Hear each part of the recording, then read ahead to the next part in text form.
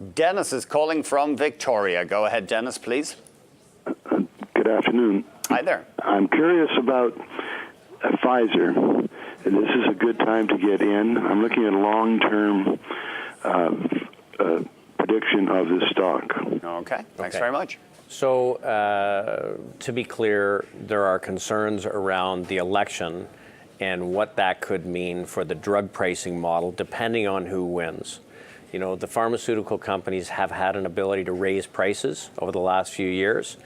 You know, clearly they spend a lot of that money on R&D and so on.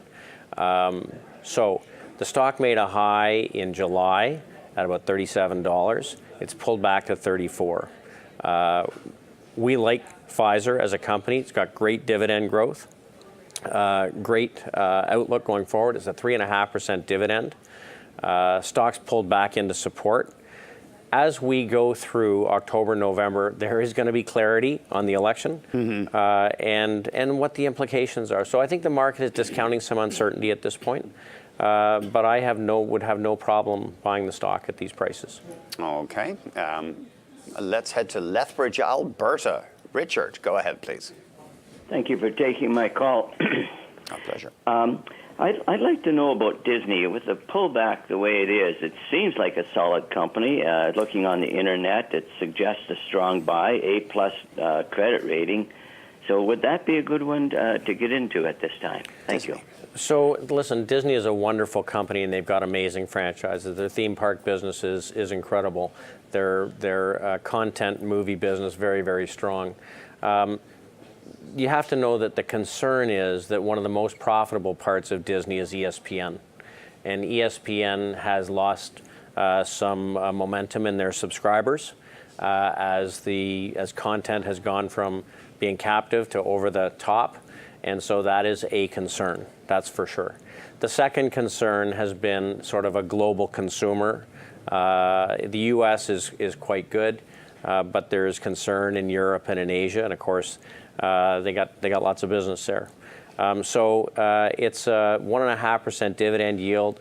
Like Royal Caribbean, is trading near the low for the year. I think that I would avoid this for now. The consumer discretionary group has yet to see a significant pickup outside of internet retail, which is a notable exception. So at this point, given the concerns around ESPN and European and Asian consumers, I'd be a little bit cautious on the stock. Laurie is calling from Kamloops. Go ahead, Laurie. Hi, David. You're one of my favorites. Question is the recent blip on the Wells Fargo Bank, probably the best in breed in retail banking in the United States. And I wonder if this is just the start of a problem with customer accounts, again, or compliance, or what the heck is going on. I thought they wouldn't dare do anything because of subprime, and now we're getting a little bit of feedback that banking isn't that sound in the United States when it comes to their accounts and how they bonus their employees. And I have a Canadian bank. I'm not really worried with it, but I'd like you to just comment, because I knew that you liked the Wells Fargo a lot in recent years. Right. So you know, when something like this happens, you have to look at the big picture and you have to look at the incident and try and figure out, you know, where the rubber hits the road.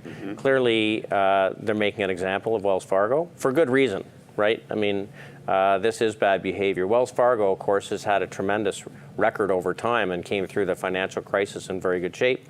And so, if you're looking for my opinion, I think that ultimately I like financial services in the U.S. I like the big banks. I think in the short run, you know, it's taken the stock down from 50 to 46. The question has to be, is there going to be bigger implications, or is this an ongoing problem? I'm guessing it probably isn't. But if I'm picking a bank to buy today, in the way I look at the world, I want to buy things that are working from a price perspective as well as they are working from a fundamental perspective. So I probably would prefer to buy a Bank of America, or in capital markets, a Morgan Stanley that gives you actually very high exposure to asset management and investment banking. If you're a value investor, this is where a value investor buys a stock on a shorter term problem that's not likely to be ongoing. I just prefer to buy the other. Okay. We're going to be back with David Burrows, President and Chief Investment Officer at Barometer Capital Management.